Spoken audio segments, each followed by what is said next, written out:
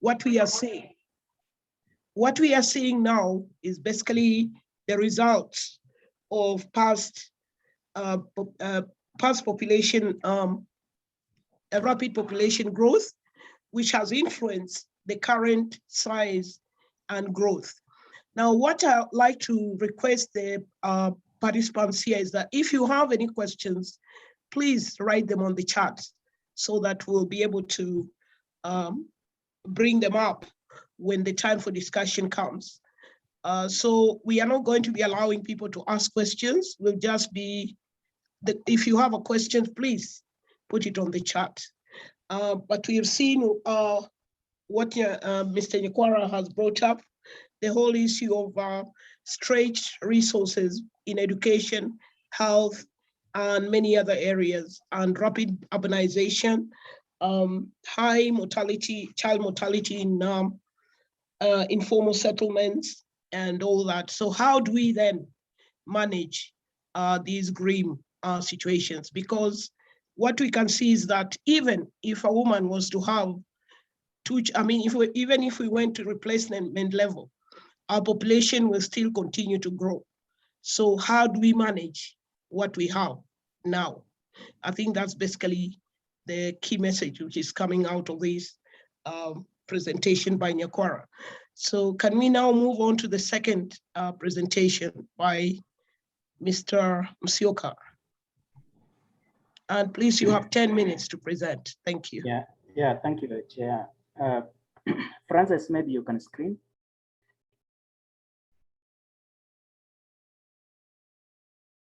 Yeah, I want to thank members who are listening and the Chair because of giving me the opportunity to present on this topic on Kenya's future population and size. Francis, next slide. Well, that is the outline, but let us go to the next slide so that we move very fast. Now, this one is just a flashback on some of the things that have been talked about, that is in the sense of growth rates. I think this one is very clear. You can see how the in the sense of growth rate was high between 1969 to 1999, and then started coming down in 1990s up to 2.9. But then, as Professor Rogo said, there was a lost decade somewhere, but then finally we got it back and went down to 2.3 in 2019, between 2009 and 2019. Let's move on.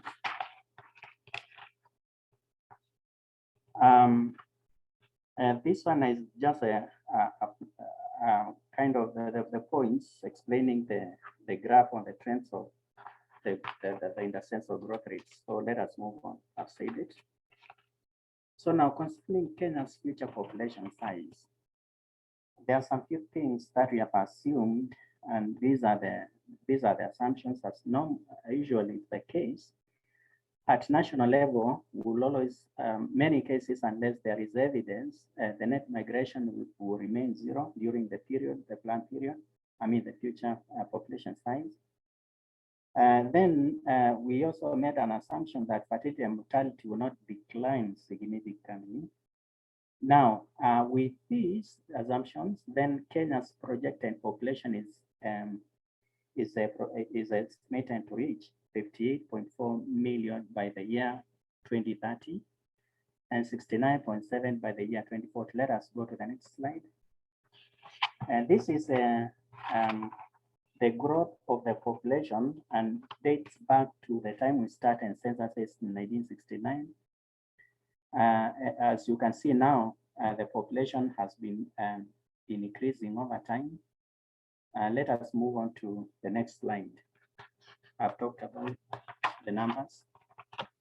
The next slide. Now, due to declining fertility and mortality, Kenya's young population, okay, this one is talking about the young population. And when you talk about the young population, I looked at those aged 35 years and below, well, less than 35 years and less than 24. So now all we are saying is that due to the declining fertility and mortality, the Kenya's young population will continue to decline over the next 2 decades. And I think much has been said about it.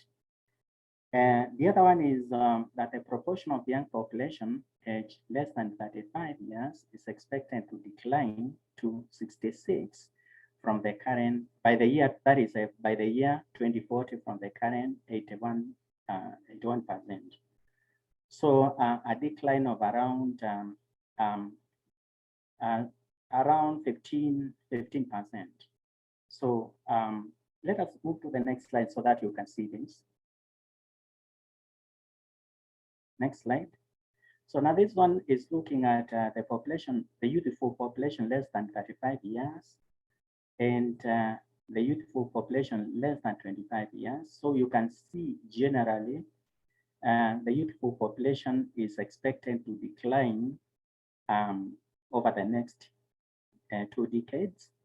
So in 1916, it should be 1989 census to 2040. Now you can see for those less than 35 years would decline from 80.9 to 65.6. And also the youthful population less than 25 is expected to take the same trend. Let us move on. Now, I looked at the elderly persons over the period, and again, well, I know government has been very concerned about the elderly. Let us accept the fact the elderly persons have been increasing over time, and this is as we are saying that as fertility and mortality continues to decline, the proportion of the elderly persons will continue to rise. So now, looking at the projected figures, those aged 65 and above are projected to reach 4.4% by the year 2040 from the current 3.3. Let us move on. Well, though this diagram is very faint, but you can see from 1989, which was a 3.3. This is from the census data. Then the year 1999 went to 3.4, increased marginally. Then 2009, another marginal increase. But then when we look at the last census, that is 1999, the increase is significant to 3.9. Well, this is expected to continue to increase up to the year 2040, and that time the projected proportion is 4.4. Let us move on. Now, the counties that are expected to continue having high population, of course, because of migration and because of current the other factors like okay, mortality and fertility may not control. I mean, may not have major control on the increase, but it is essentially migration and urbanization. So the counties will remain Nairobi, Kiambu, Nakuru, Kakamega, and Bungoma. Now, Chair, with that, I think I conclude my presentation. And thank you for listening.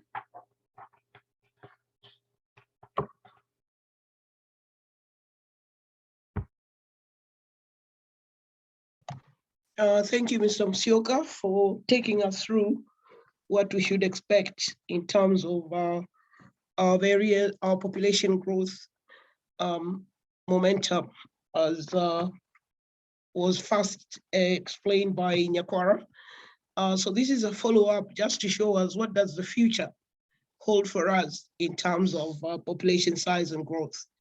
And he has even given us the counties that are likely to have higher population, and mainly because of urbanization and migration.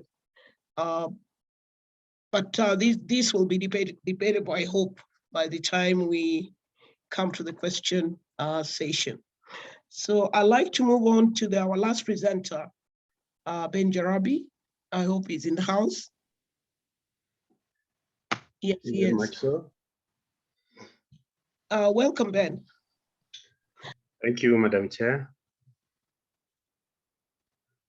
Good afternoon, everybody. I wrap up the presentations by looking at what Kenya may have to do given the trends and implications arising from the population size and growth and the futuristic picture that has been painted. Next.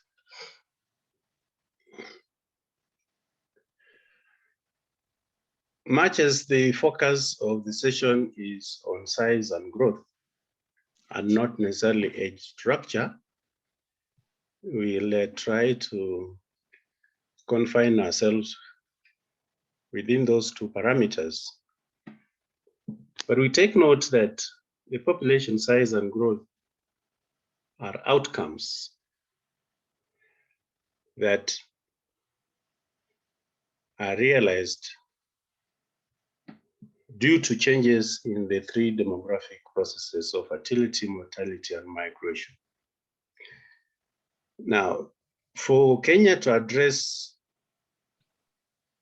the impacts arising from the changes in population size and growth, it's imperative that it goes to the core factors that influence the changes in size and growth.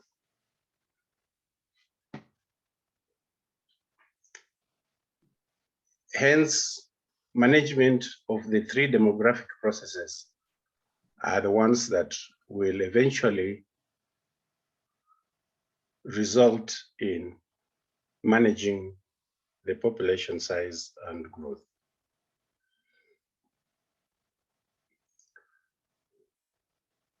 And as the last speaker has pointed it out, that international migration for Kenya is negligible, in which case changes in terms of size and growth will largely be driven by fertility and mortality. But again, looking at those two as influencers of population size and growth, we are also cognizant of the fact that it is fertility that is the principal component of this change.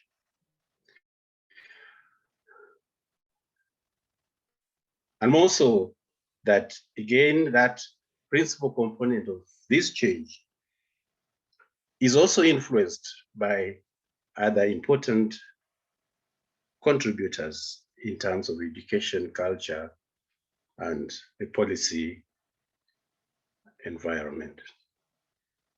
Next.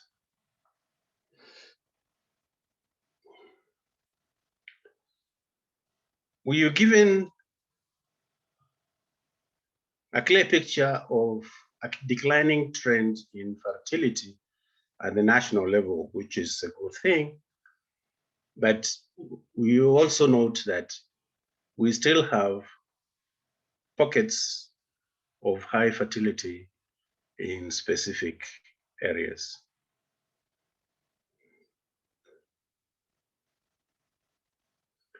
In order to deal with the issue of increasing population size and taking note that fertility is the main contributor to that change, then efforts to reduce fertility become important. And we also take note that fertility level is closely associated with uptake of contraception, in which case then, where in a Kenyan case, where we have unmet need for family planning, it becomes a central entry point in addressing the high fertility, particularly in those areas where it has been noted to have changed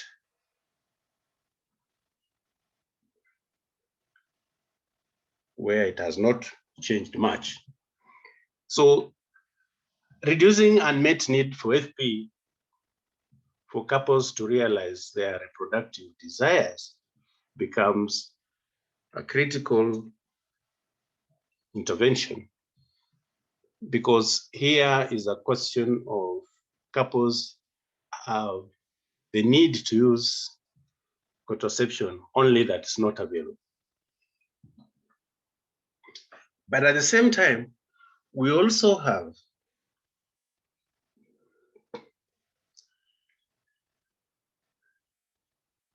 the question of some people not ready to use contraception. So on one hand, meeting the need for those who require, but on the other, dealing with those who are not enthusiastic in using contraception, yet we are not very sure as to why they are not ready. So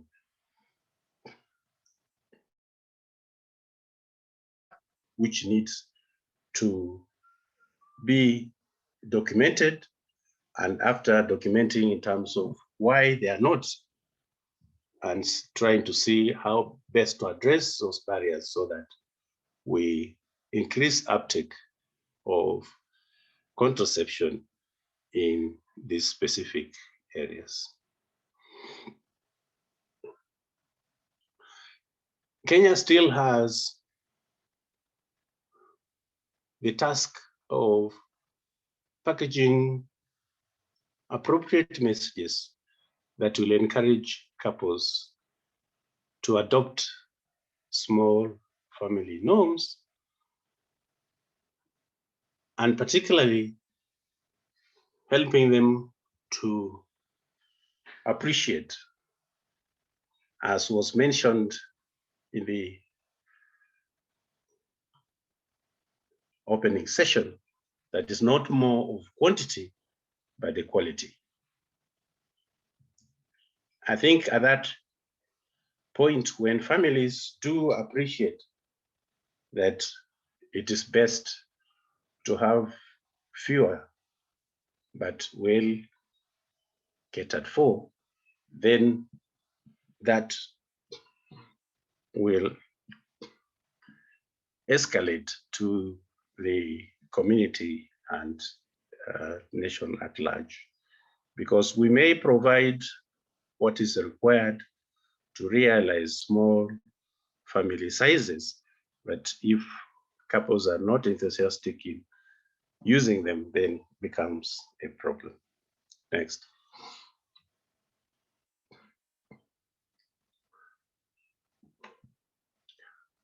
When fertility performance is disaggregated by age, we realize that we have a problem with adolescents, young women. But while fertility levels have been declining for the general population, it has kind of remained unchanged, and more so being contributed by unplanned pregnancies among young women, which in itself dictates that we need to improve the environment within which reproductive choices are made from informed platforms such that young women do decide appropriately when they become sexually active, when to get into marriage, how many children they should have, and the spacing of their children.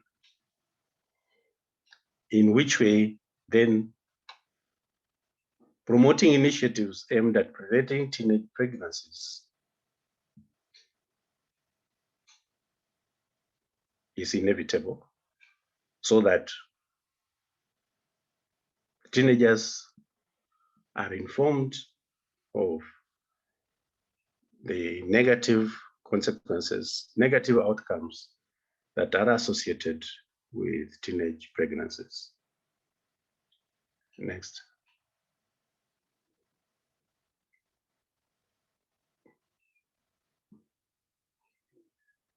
Globally and in Kenya, it has been demonstrated that access to education is a huge contributor to reproductive health and economic outcomes. So supporting youth, and particularly girls, to stay in school and complete as many years of school as possible has many positive implications. One, will be able to reduce fertility through delayed marriage as they stay longer in schools. And by staying longer in schools, they enhance their human capital, which is beneficial both at the individual, household, and national level.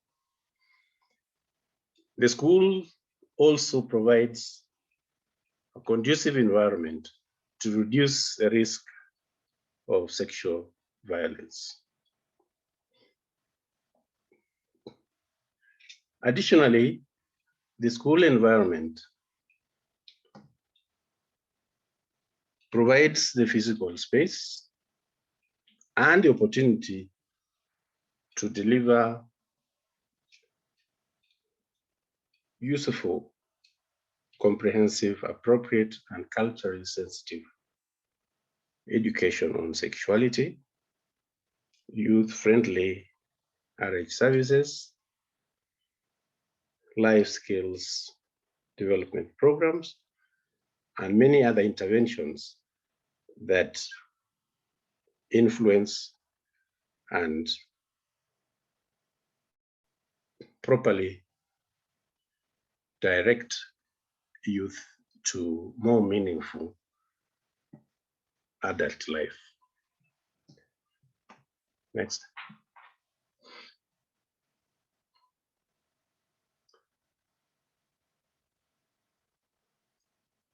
Mortality, I think there are two major areas Kenya needs to look at in terms of addressing population size and growth. We are told that child mortality has been declining over the years. But the latest information, particularly from DHS, indicated that child mortality was actually rising in urban areas. And at the same time, the national level tends to gloss over regional variations. Now, there are some counties where the level of child mortality is still high relative to national and the regional. And that issue of why child mortality would be rising in urban areas.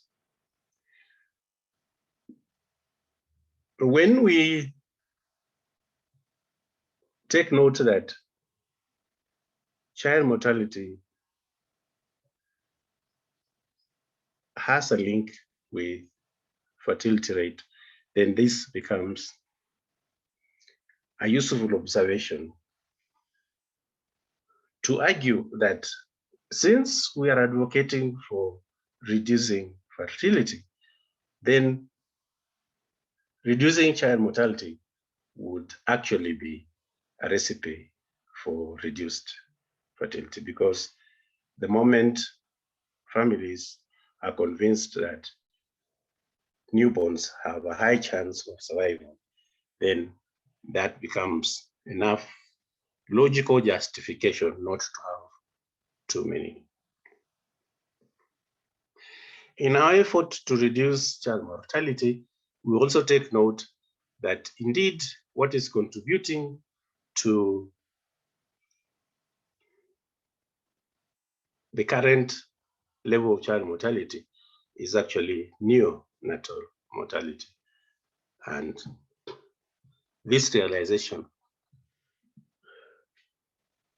can clearly be seen in the shift from the SDGs to the MDGs to SDGs, such that in the SDGs, the emphasis is more on neonatal mortality.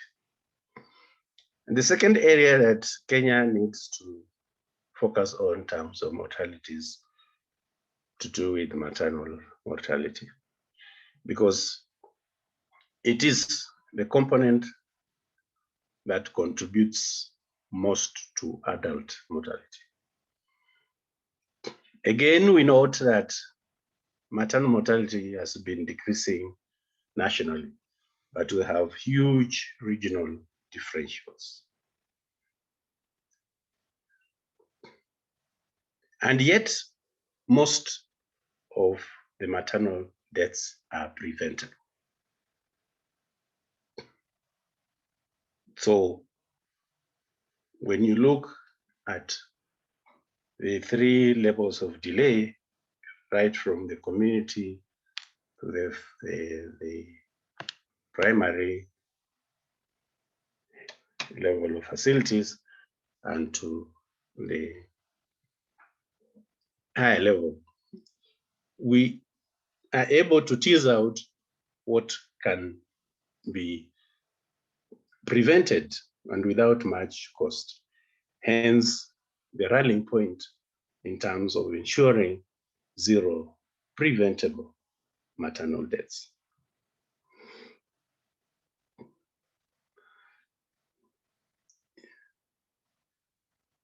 But in order to do that, then we actually need to re-examine our programs in order to be able to tease out the specific causes that contribute to most of the preventable maternal deaths, because it's only that way that we'll target those causes in order to prevent such maternal deaths. Next.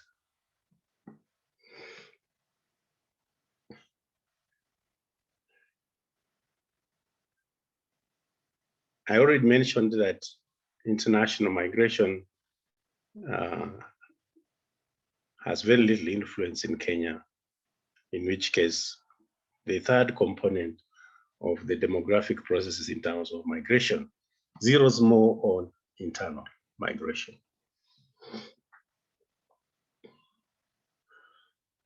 Be it internal or international, we note that migration has two phases. One that presents opportunities which can be tapped to gain some benefits, but it also poses challenges that we must be alive to, both at individual and at national level. And just to put the two into context, that migration in many cases spurs economic growth and development. It also enhances access to services. It's a source of social change and lifestyles, which are usually positive elements to development. But with it also come the challenges, including insecurity, pressure on social amenities, particularly in urban areas. And those get into many other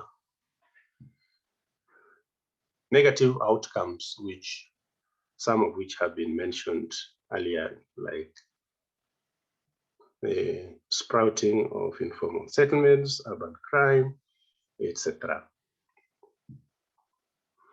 But out of migration as a process, and as mentioned by the first presenter, urbanization sticks out, and particularly rural urbanization sticks out as of one of the most important components we must deal with arising from the movement of people. Next.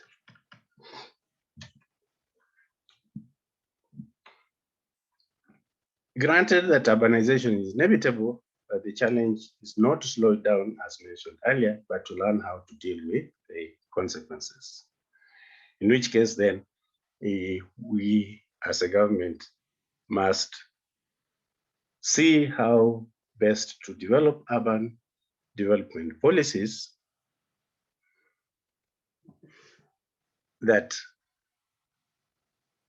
will see how best to minimize the challenges that come with it, but at the same time, ensuring that they maximize on opportunities offered by the process. Next.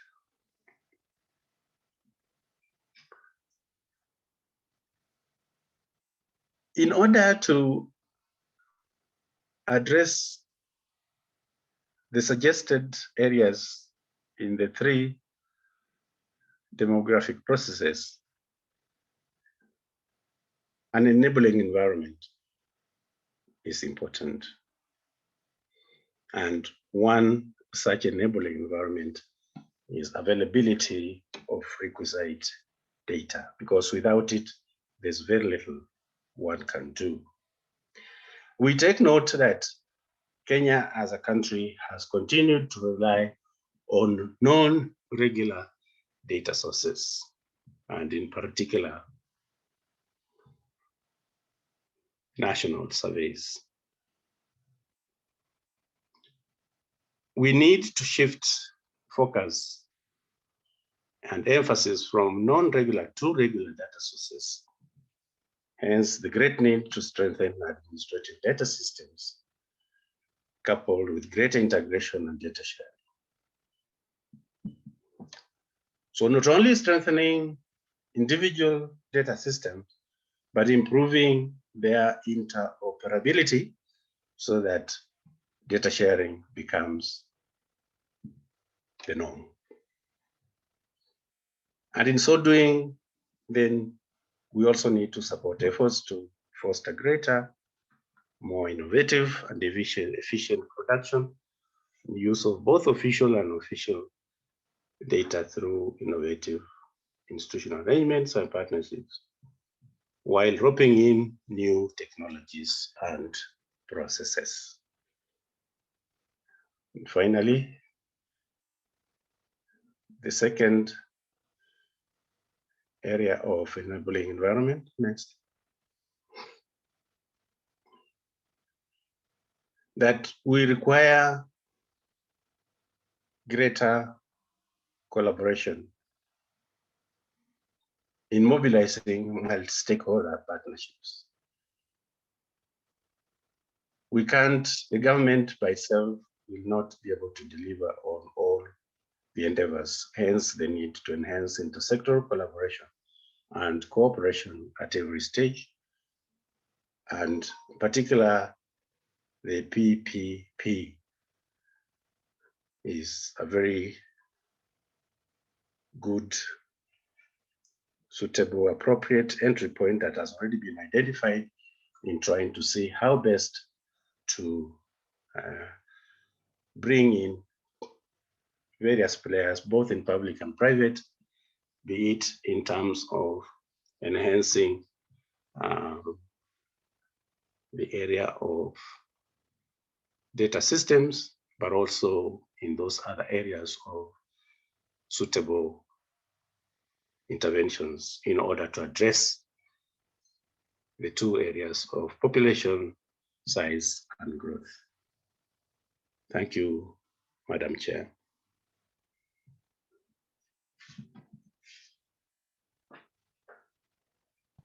Thank you, Mr. Jarabi.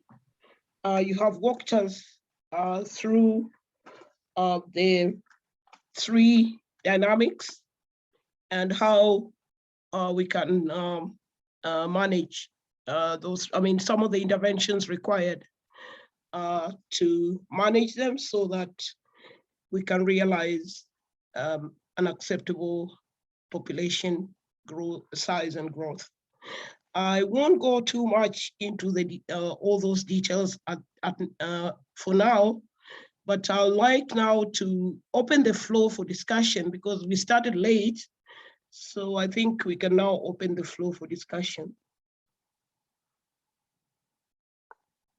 So do we have do people have issues to raise regarding the three presentations? The first one was talking about past trends and some of the consequences of the past trends. Then we saw the future from Sioka, and then Ben walked us through the determinants of the population size and growth, looking at the three dynamics and some of the interventions that can be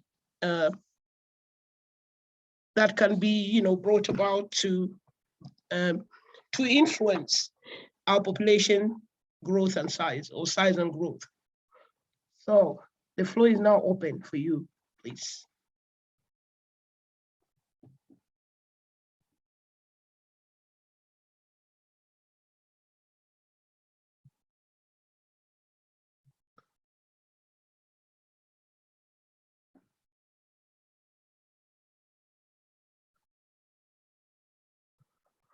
So there are no questions for this session.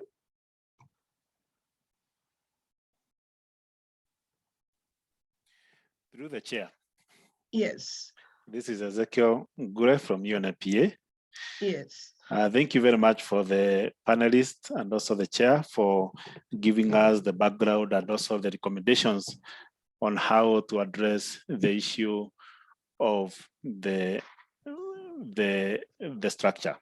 Now, from the presentation of Mr. Ben Jarambi, he has alluded on the issue of availability and accessibility of data, and specifically the administration or administrative data. And this was also alluded from the plenary session that we had, that whatever we do must be evidence-based.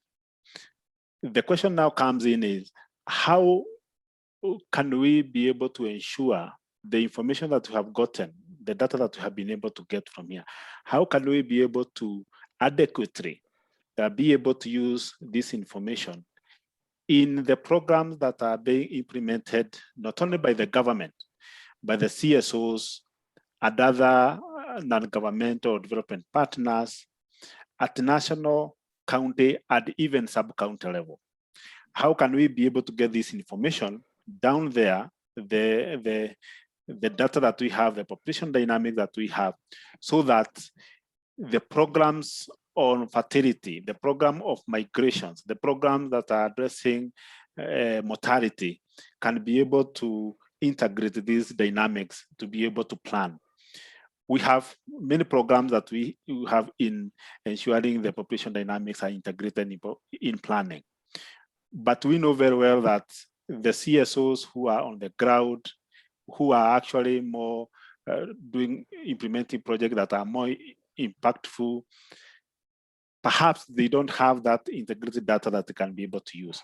How can we be able to use to do that, to ensure that this information it reaches them, and therefore the programs contribute to what Mr. Ben has already alluded to? Thank you.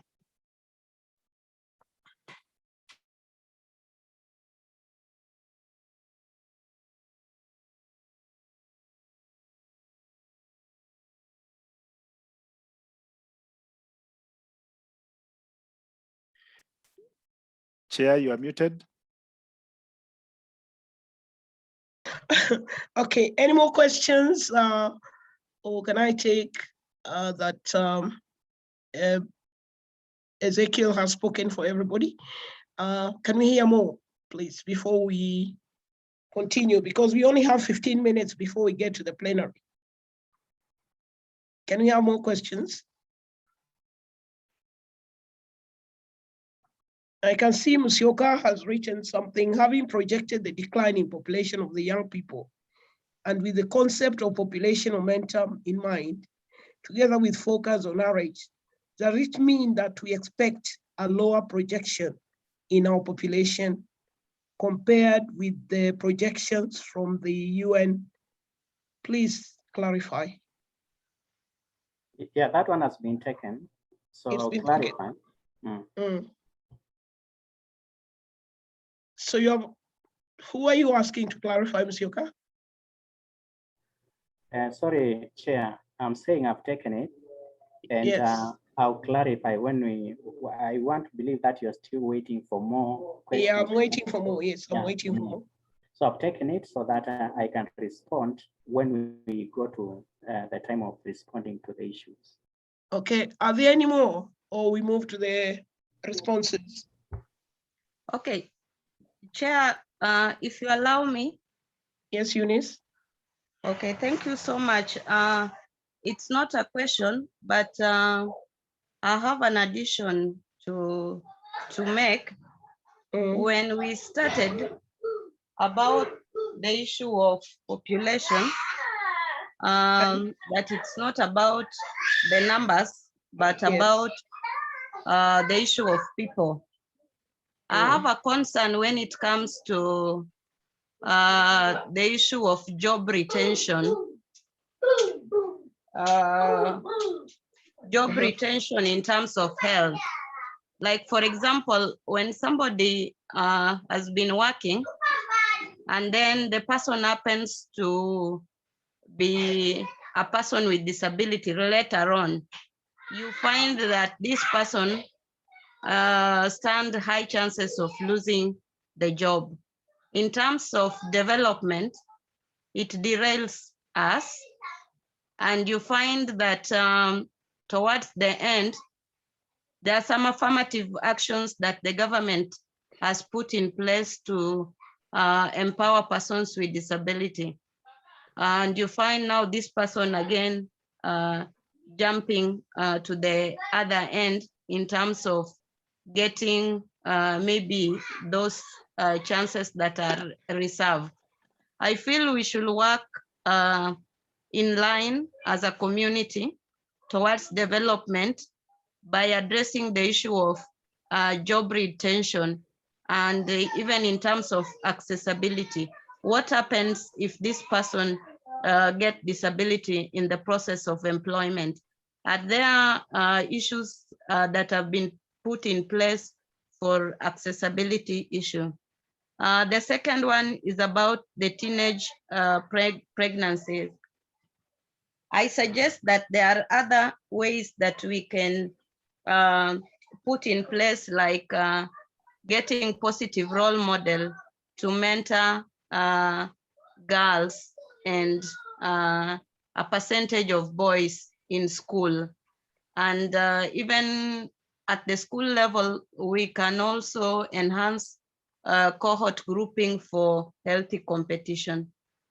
Thank you so much. Okay, thank you for your contribution, Eunice. Anybody else? So we can move to their responses. The first question was regarding the data utilization. Now the data is available, but how does it reach the CSOs and NGOs at the lower levels, so that they, especially data on population dynamics, how does it reach the CSOs and NGOs at their levels so that they can incorporate it in their programs? I believe that was the first question. And I open it to the panelists. Thank you, Madam Chair, and Ezekiel. Indeed, given the current governance structure where planning and action is at subnational level, that's where there's great need for data. I submit that the best recipe is to link the two levels, national and subnational level, particularly county level, in terms of what we need to do, such that the two levels of government play their respective roles. That the national government puts in place structures and systems that will guide the counties. But it would be foolhardy to expect counties to rely on the national level for their data needs, because that will be against the devolution spirit, and two, that counties have different data needs. So for me, the best would be frameworks, regulations from the national government to guide the counties, but counties must be roped in to set aside resources to collect data that they actually require. So that way, they will ensure that they have the data that is required, that they use the data that they have collected in their planning, so that all issues to do with the data, apart from the top level in terms of census, in terms of the big data that the national government can provide as a framework within which counties can operate effectively, is realized. So it is more of a marriage between actions at national and subnational level, but then the counties be proactive in terms of providing the necessary resources and using the structures, the systems developed at national level for them to collect the data that they require. Thank you. Thank you very much, Mr. Jarabi. But maybe I would also like to add that they may have the data, but they may not have the capacity to use it. So maybe capacity building also might be another requirement. Sioka, can you take up the questions? The clarification. Yeah, thank you, Professor. Just want to clarify that concerning this question, I want to say no. As a matter of fact, I want to say that UN works with national statistical offices, so that when they do their projections, actually, when we do the comparisons, many times they are supposed to be in harmony, or the variation may be very minimal. Now, about the declining population in terms of the youthful population, the kind of decline I'm talking about is in terms of the percentages to the total population, so that when you look at youthful vis-a-vis the total population, the proportion may be declining, but that does not mean the total youth population has declined. One thing that we need to, this concept, we need to get it very clear that we are talking about the proportion and not the total number. Now, because of the population momentum, overall, youthful population will still be high. compared to the elderly population. But when you look at it in terms of percentage, that is taking the, if you can recall the age sex structure that was presented in the morning, and that Nyakwara has talked about, you find that the current population, the young population, the pyramid is getting inside, that is squeezing inside vis-a-vis the next age cohort. So that when you look at 0 to 4 and a similar cohort, that is 5 to 9, 0 to 4, it's squeezing inside. So with the time, you'll find that the young population in terms of age sex structure is getting inside at the expense of the aging population. So that is what it means. We are not saying that overall that the youthful numbers will reduce. No, we are saying that in terms, when you look at it, in terms of the entire population, then that proportion will be getting smaller and smaller, but not, of course, to zero. Now, the other question, Chair, is about the structure of the population in the light of the COVID. Now, when you look at the numbers that have been presented by the ministry, that the deaths, the number of deaths are very minimal. In fact, I think just, I would say, do not exceed even 2,000. So when you look at 2,000 compared to the entire population, just a very small percentage. Well, let me say, regarding the question, yes and no, it may have some impact eventually, but as it is, depending on how it will be handled, the government will address the issue. We may not say, yes, it will have impact at the end. It will depend on how eventually it will turn out to be. Unless the other panelists may have some input on that, I just wanted to give that that information so that no one will look at it like COVID has a lot of implication on the numbers and all that. Maybe Ben, you may want to react on that. Michael, I think you've covered, because the effect of COVID would be more pronounced to do with morbidity other than mortality. So as you rightly say, the effect on mortality is relatively insignificant. Thank you. I think, Peter, did you have anything to add? Thanks, my fellow panelists, for clarifying that issue of what Kagwira was talking about, the COVID-19 and the population structure. My take is also what the other panelists have said, but also globally, COVID has impacted heavily in European countries and other places. Are we likely to see change and new migration policies from those countries? And will those migration policies have effect in how our population will be moving? It will be minimal, but so the structure will not be affected. But we also need to, we don't know how long COVID is going to be with us and the magnitudes, whether it will subside sooner or it will be longer.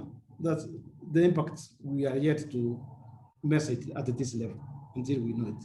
The other part which the chair wanted to mention was the issue that over time, life expectancy because of various measures has increased in Kenya. And what we have observed is that many of our people are living longer, and especially those who are in the working age, retiring, and this has also had the effects. How will our pension scheme operate? It is training in the provision of pension scheme, and that's an area where also proposed policies need to be put in place. How do we cater for those who are leaving from employment, living longer? It will affect our pension programs and policies. That's very key for us. That's what I wanted to really mention about the life expectancy increasing and also going to affect the pension scheme. We need a proper program as the people exit the formal employment.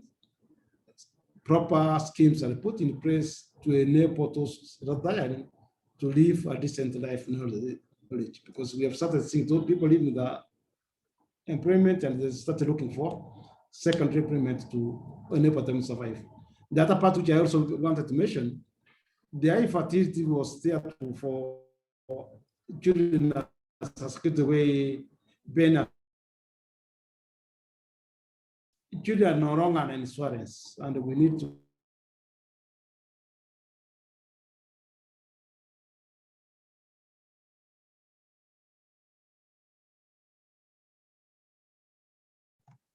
We've lost you, Peter. I don't know whether it's me or Peter who is lost. No, it's Peter. Okay, so Peter, we can't hear you. But anyway, I think he has made his contribution, bringing in issues of the pension schemes. And I believe those pensions, I mean, he should have mentioned that women are affected much more than men when it comes to the pension schemes, because a lot of women had not been in employment, so they rely a lot on their husband's pensions. So when the husband goes, the pension also ceases after some time. So I think, so anyway, do we have any other issues that you like to raise? Because as I see, our time is running out, and you can see Madam that Chair. in this, yes. Yeah, Eunice made a comment. Yes. And then there was a second one on teenage pregnancy. Yes. where Oh, she yes, made- the one yeah. from Eunice Atieno, yeah, the one regarding the job retention as a result of disability, and the one on teenage pregnancy, finding more role models. I felt there were more like comments than issues, but if you Yeah. have something to add to it, that'll be great. Yes, so the second one where she was suggesting like role models in schools and I just would like to mention that what I had suggested in terms of promoting initiatives to reduce teenage pregnancy is at much higher level, and that's what goes into policy, because policies deal with high level issues. So what she's suggesting is fine, but that should be taken care of at the program level. When I'm saying, okay, how do we promote initiatives to reduce teenage pregnancy? And now in schools, that's like looking for role models to help teenagers understand or whatever. So that is viable, but it is at program level when now you are planning to implement interventions. Otherwise, what I had said in terms of promotion of initiatives, will accommodate this at the policy level. Thank you. Thank you, Ben, for that addition. I feel what she suggested is very good, and as you said, it's very good at the lower levels. But again, we have to ask ourselves, who is making these girls pregnant? It has turned out that it's more their peers than what we used to think, that the teachers and the borders and all that. So that role model aspect is very important, because it will touch on both the boy and the girl. Kagwiria Kyoga, do you have a question? Yes. Please, And I have just a follow-up question on what I asked about the pandemic. Yes. As a result of COVID-19 pandemic, we have had a big impact, and it rates on how family planning programs have been managed there before, how they were implemented. And we were feeling like, I was thinking like there is need to focus more on reaching out to the adolescents and the community out there, through the digital platforms or improved ICT. Now, in the context of the population structure, as per the 3 key components or parameters that affect the population structure, fertility, mortality, and migration. And from what was presented in the morning, our population structure has a wide, has a shrinking older population and a big youthful population. But we also take cognizance of the fact that a lot of youths are also in the rural area and probably have no access to the very advanced ICT technology. Now, how do we envisage the effects of changes in how family planning or increasing contraception uptake programs are going to be managed post-COVID-19?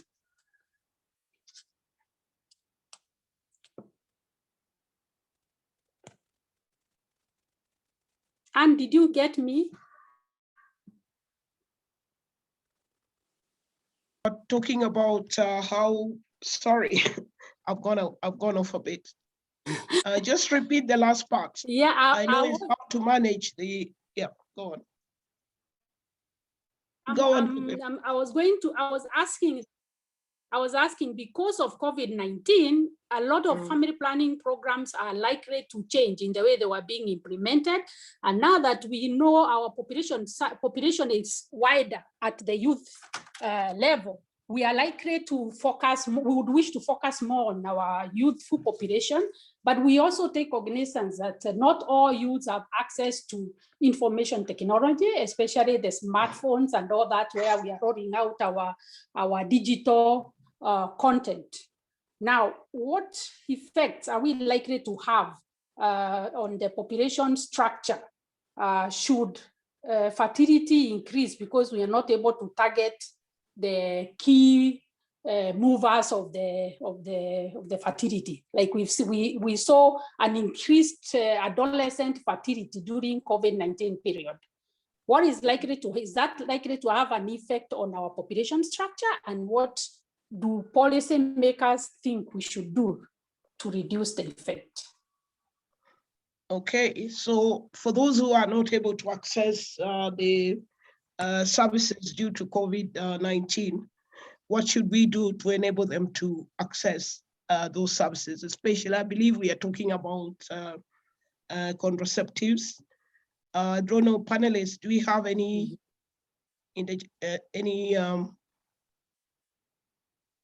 panelists, or is Ngure willing to answer that one?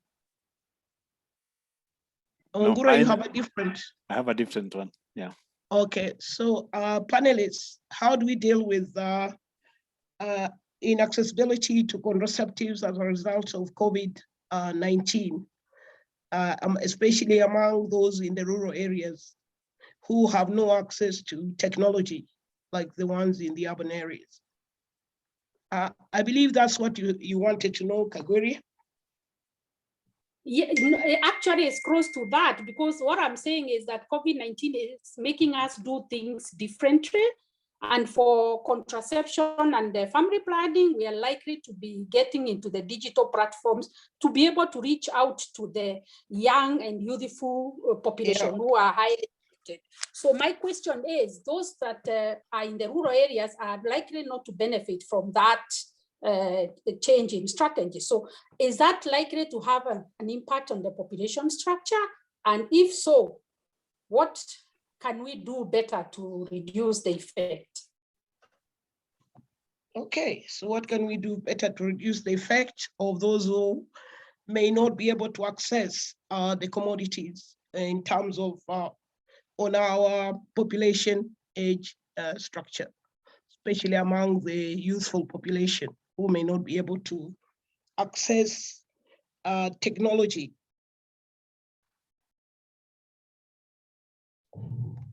Do we have any response to that? Yeah. Nyakwara.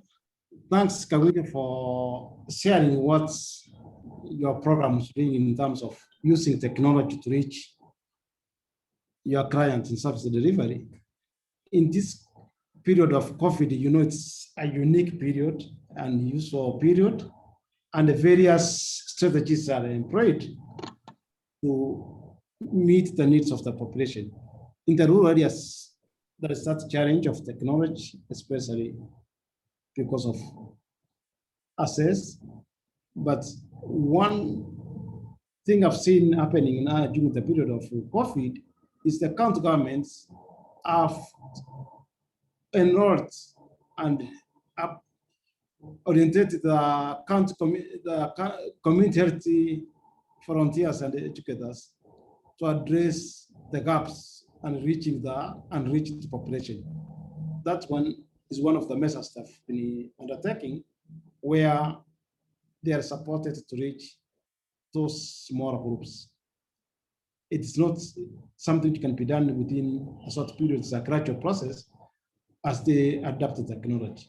But now the community health volunteers, community health workers have also been given that additional role of this period of COVID to reach household level and encourage them. And those vulnerable, like the youth who need services, to get the services. That's what I can share with the members. Thank you, Nyakora. Let's hear from Ezekiel, please. Thank you very much, Chair. Mine is a comment, and one of the things that we are seeing from the three presentation aligns well with the objective of the population program. One is to have a population size and growth that is can be maintained by the resources that we have, and therefore the programs that are being implemented to address the three components of the population size, that is migration, mortality, and fertility. And one of the things that I call from this session is that we need collaboration from government institutions that work in these three areas. One, we have the Migration Department, we have Vital Statistics Department, we have Kenya National Bureau of Statistics, who can be able to collaborate on the production of the data that can inform us on the population sizes, not only at 10 years during the census, but also at the middle at any other time that we require to have what is the future of the population size. And therefore, again, on what Ben and Nyakora has also presented, is that the research institutions have the role to play in doing research on what is the status of the factors that are also contributing to this, the urban rural migration, the mortality and the high fertility, and some of the questions that are being asked can be able to be explained through that. And therefore, by the end of the day, they will contribute to ensuring that the population program achieve its goal on maintaining the population growth that is can be sustained by the resources that we have. And therefore, and thereafter, then we again look at our policies. Do they address the population size and the growth that we have been informed of? And I think this when the National Council for Population and Development comes in to be able to do the population policy analysis, to be able to get that information. And when all this information then is obtained, we can be able to inform the decision making within the population program. And if this is carried on in the population policy, therefore we'll be able to have a better lens to look at the future of the population size and population growth. Thank you very much. Hello, it looks like Ngure has summed up things very well. I think we have to leave the breakout group out room. We are being sent back to the plenary. Can you see what has come to the screen? Okay, so we have to move back to the plenary one by one. Thank you very much, Chair, for the good session. Thank you as well for being the good audience and for your contributions. Thank you. Thank you, Dr. Kasakala. Get out, go away. Let's go to the plenary.